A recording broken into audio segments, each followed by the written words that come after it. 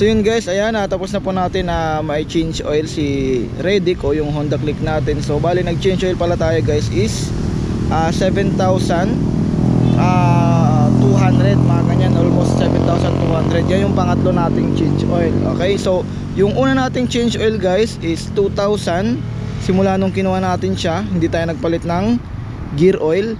Pangalawa, 5,000 yung pangalawa nating change oil, dun nagpalit tayo ng gear oil. Kasi yung una nating change oil is simula nung una nating change oil, simula nakuha natin to sa kasa is hindi tayo nagpalit ng gear oil. Yung pangalawa, yung 5,000 is nagpalit tayo. So ngayon, pangatlo 7,200, almost 2,500 yung tinakbo ni Redick. So nagpalit tayo, hindi tayo nagpalit ng gear oil kasi nung 5,000 nagpalit tayo. So meron tayong interval na isang buwan. Okay, so una 2,000, pangalawa almost 3,000, kaya umabot siya ng 5,000. Doon nagpalit tayo ng gear oil. Pangatlo almost 2,500, hindi tayo nagpalit ng gear oil. Yung pangalawang change oil natin guys, hindi lang tayo nakapag content kasi busy tayo nung time na yon, hindi tayo nakapag video. So yung ginawa ko po is pinagkatiwala ko na lang itong motor natin si Redick kay Hanskit, yung kapatid ni Ruel. Doon natin to pina-change oil kasi okay naman yon. Tsaka yun nga, may ginagawa ko noon kaya hindi ko po nakuna ng video o hindi natin nagawa ng content. Okay, so yung gamit pala natin guys is Motul pa rin, 800 ml na SAE, 10W40. ayun pa rin yung gamit natin na tawag nito na gear oil. So sa mga nagtatanong po kung okay na okay po yung tawag nito, kung okay na okay po yung engine oil na yon, is napaka-solid po nung engine oil na yun kasi pang racing po yon. Okay, so matagal na natin yun ginagamit. So bali sa Raider pa lang natin, siguro mga 1 year pa lang si King, ginagamit na natin yun palagi. Yun nga lang is 1,000 ml po yung yung sa Raider, pero sa natin sa Click is 800 ml. Merong 800 yon, merong 1 liter. Yung halaga nun po is tawag nito nasa 315. Okay, nasa 315 dati, nasa 310 lang yon. Ngayon is taas na sila ng presyo, dinagdagan nila ng 5 pesos kasi siguro nagmahal na talaga yung motor. So ayun, matagal na din natin to ginagamit dito simula nung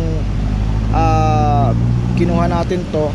Motor yung ginagamit natin. Okay, siguro papabutin ko muna ng 1 year o siguro mga 5 change oil bago natin subukan yung iba. Pero kasi sa motor kasi kumbaga dito ramdam ko talaga kasi kung ikaw ay isang rider talaga, mararamdaman mo talaga pag yung motor mo talaga is kumbaga bumabagay talaga yung takbo sa isang sa isang engine oil. Mararamdaman nyo yun. Kung maganda yung performance, ibig sabihin okay na okay. Kumbaga kung maganda talaga yung takbo, kasi merong ganun kumbaga merong iba-ibang motor pumipili ng engine oil kung saan siya masiyang, doon na talaga. Pero ako susubukan ko muna ito mga ilang beses, mga 5 hanggang 6 siguro, mga ganun. Magta-try ako ng Pertua kung umabot siya ng mga 5. Tingnan natin kung babagay siya dito sa natin, sa tawag nito sa Honda Click natin. Kasi yung King natin guys, si Raider, sinubukan ko din yun ng Pertua, Shell, Motul, tapos tawag nito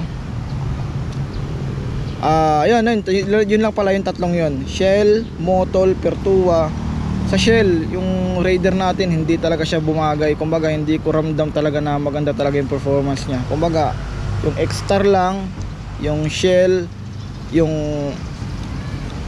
Motul tsaka Pertua 4, yun lang talaga yung ginamit ko dun sa Raider natin. Pero sa Motul lang talaga siya hiyang. Dito since Motul pa lang naman yung ginagamit natin, susubukan natin to kung babagay ba siya ng mga ilang beses kasi pangatlo pa lang naman. So subukan pa natin to ng pero sa tatlong change oil pa lang dito sa motor natin, ramdam ko talaga na maganda yung performance niya. Okay, walang kahit anong problema kahit sa long ride.